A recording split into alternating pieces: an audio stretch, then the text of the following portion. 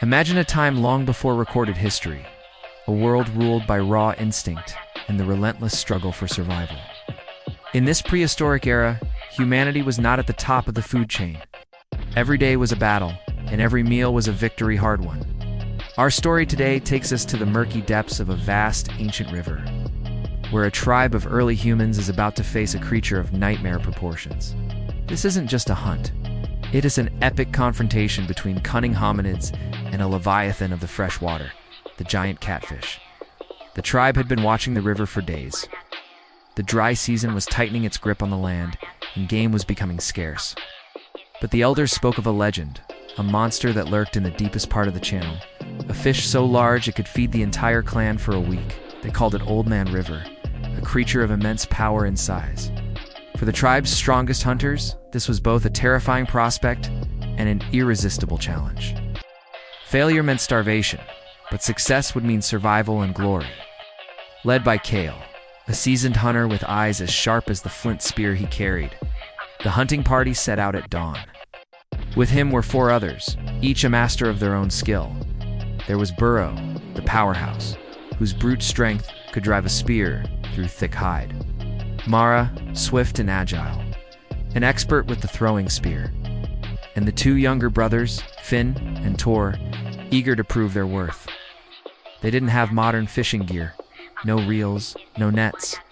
Their tools were primitive but effective, fire-hardened wooden spears, stone-tipped harpoons, and woven vine ropes. Their greatest weapon, however, was their courage and their deep understanding of the natural world.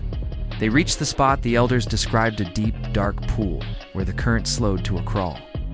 The water was unnervingly still. Kale signaled for silence. They knew their prey was sensitive to vibrations.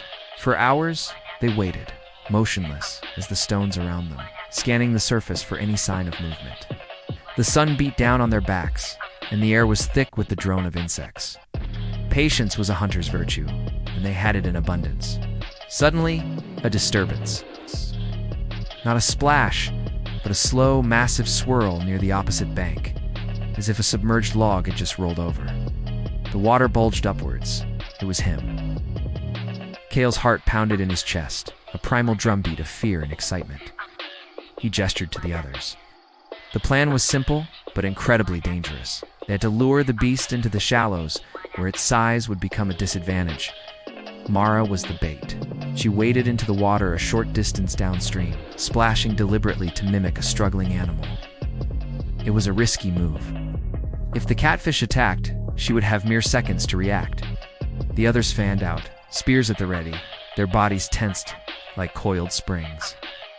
The minutes stretched into an eternity. Then, the water began to move again, this time with purpose.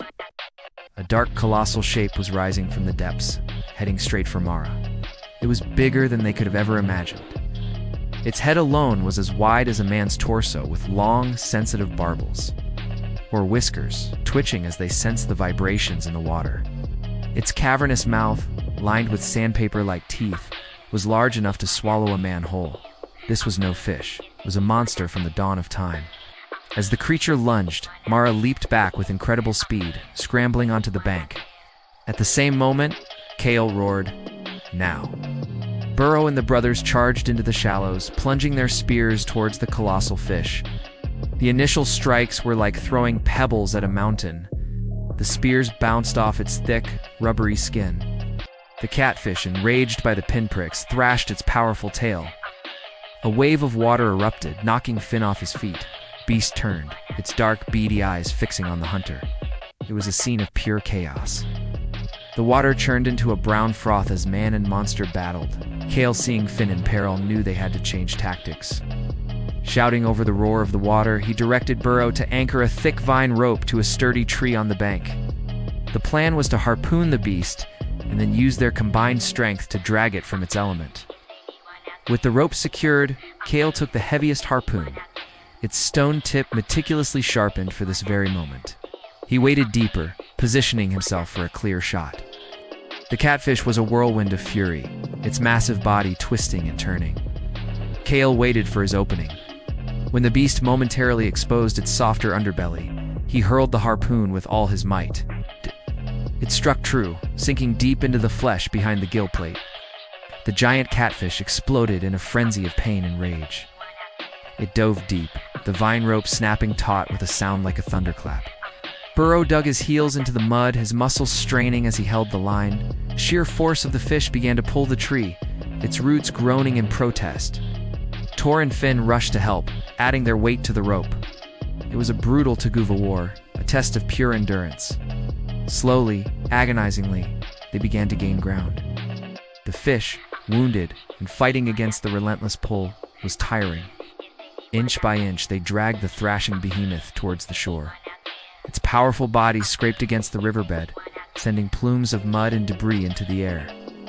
Kale and Mara moved in again, spears ready, looking for a final decisive blow. As the creature's massive head breached the surface, its gaping mouth gasping for water, Kale saw his chance.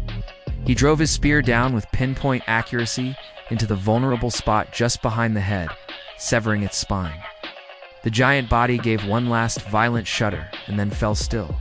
Silence descended upon the riverbank, broken only by the ragged gasps of the exhausted hunters. They stood there, covered in mud and water, staring in awe at their prize. The giant catfish was immense, longer than 2 men lying end to end. Its sheer scale was almost unbelievable. They had faced the legend and emerged victorious. The journey back to the village was a triumphant procession.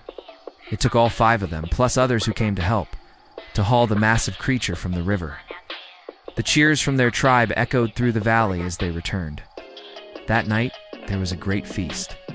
The fire roared, casting dancing shadows as the story of the hunt was told and retold, each telling more grand than the last. The meat from the giant catfish fed the entire clan for many days, pulling them back from the brink of starvation. Kale and his hunters became legends in their own right.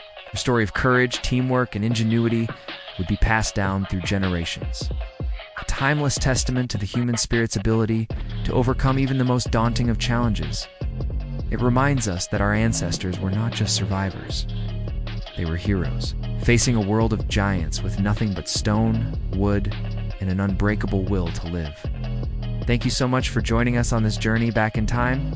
If you enjoyed this story of prehistoric survival, don't forget to hit that like button, subscribe to the channel, and ring the bell so you never miss another adventure. I'd love to hear your thoughts in the comments below. Until next time, stay curious.